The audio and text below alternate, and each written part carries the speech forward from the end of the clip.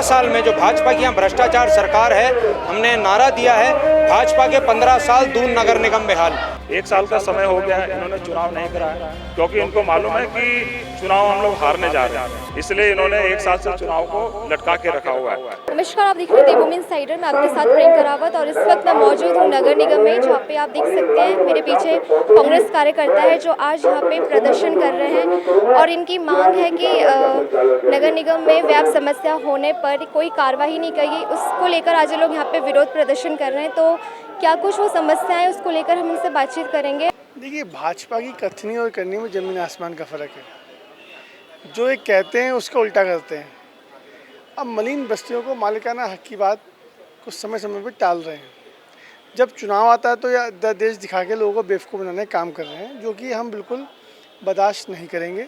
इसलिए आज हम लोगों ने ज्ञापन प्रेषित किया है माननीय मुख्यमंत्री जी को, और हमारी मांग है कि मलिन बस्तियों को मालिकाना हक मिलना चाहिए।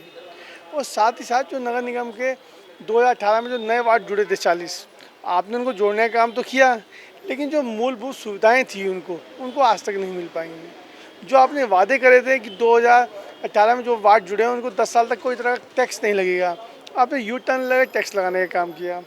पूरे देहरादून में अगर आप देख लें तो स्मार्ट सिटी का ना तो हमें स्मार्ट दिख रहा है ना एस दिख रहा है।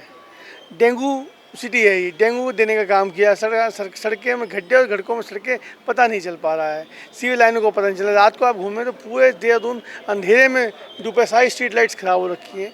और नगर निगम का जो प्रशासन है बिल्कुल भ्रष्ट हो चुका है।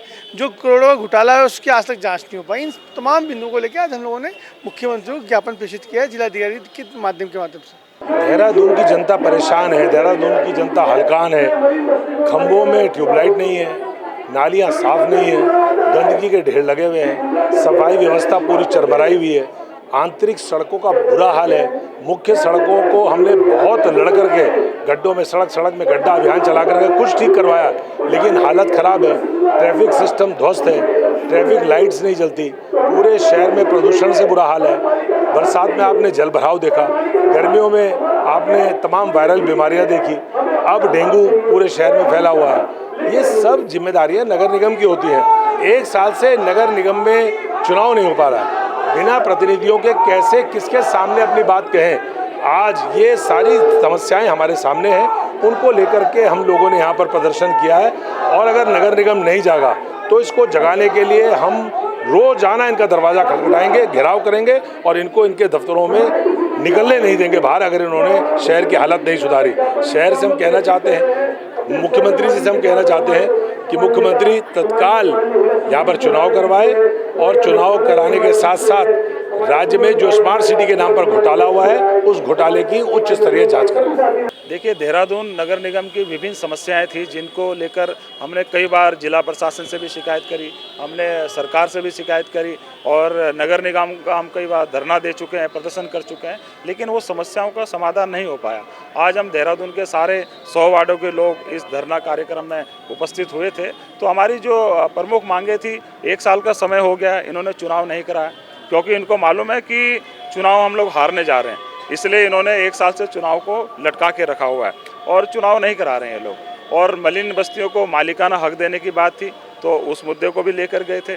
इन्होंने कहा था कि हम जो 40 वार्ड नए जुड़े हैं उसको 10 वर्ष तक हम लोग कोई टैक्स नहीं लेंगे, लेकिन उन वार्डों में इन्होंने कमर्शियल टैक्स लेना शुरू कर दिया। स्मार्ट सिटी के नाम पर इन्होंने पूरे देहरादून को खोद कर रख दिया गया है। सफाई की कोई व्यवस्था नहीं है। हम जब जनसंवाद से जन समर्थन कार्यक्रम के तहत देहरादून के पूरे 100 वार्डों में जा रहे हैं तो हमारे पास विभिन्न समस्याएं आ रही हैं, जैसे सफाई की व्यवस्था है, कूड़े का उठान नहीं हो पा रहा है, जगह जगह नालियां चौक है, गंदगी का पूरा साम्राज्य हो गया है और जो नगर निगम के जो कर्मचारी हैं उनको वेतन नहीं मिल पा रहा है, वो आंदोलन के लिए बाध्य हो रखे हैं, रोज़ आए दिन आंदोलन हो रहा है। तो ये सारे मुद्दे थे जिनको लेकर आज हमने नगर निगम कार्यालय का घेराव किया और ये हमारी एक चेतावनी थी।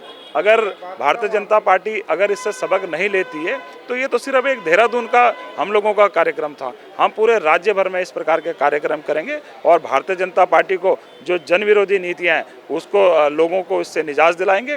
निश्चित तौर से अगर देहरादून के अंदर कांग्रेस का मेयर बनता है तो हम ये सारी समस्याओं को प्राथमिकता के आधार पर हल करेंगे। इसमें तमाम मुद्दे हैं, स्मार्ट सिटी के 1537 करोड़ रुपए का भ्रष्टाचार हो, नालियों का हो, स्ट्रीट लाइट का हो, साइन बोर्ड का हो, आप ये देखिए मोहल्ला समितियों का भ्रष्टाचार हो और ये मलिन बस्तियों का अध्यादेश जो लाए हैं, जो गुमराह कर रहे हैं। एक तरफ आप कहते हैं मलिन बस्ती का अध्यादेश होगा, एक तरफ आप कहते हैं कि नदी का स्पैन चौड़ा होगा।